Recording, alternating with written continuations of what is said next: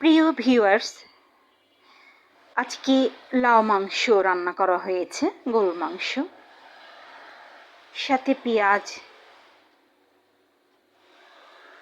গাজর, লেবু আছে, আম আছে।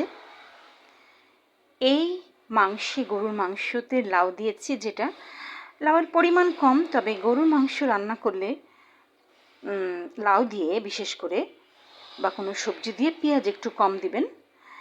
তারপর আপনার চাহিদা মতো বাটাবাটি গরুর মাংসের মশলা, হলদি, মরিচের গুঁড়া, লবণ, তেল, এলাচ, লং, দারুচিনি, গোলমরিচ এগুলো আছে, আদা রসুন বাটা, তেল, এগুলো দিয়ে রান্না করবেন সুন্দর করে।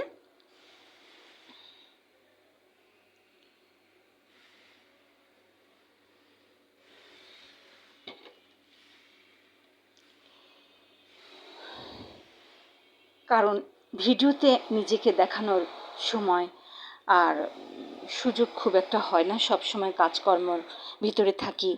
পাশের বাড়ি অ্যাপার্টমেন্ট হচ্ছে, অলওয়েজ শব্দ, মেশিনের শব্দ, তাই ইদানিং রান্নার ভিডিও কম দিচ্ছি।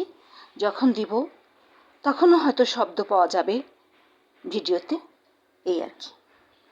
তো এটাই হলো আজকের মেনু। খেয়ে দেখাতে পারবো না, কেননা মানুষ আমি একা, ছেলে কখনো আসে লাঞ্চে খেতে, কখনো আসে না।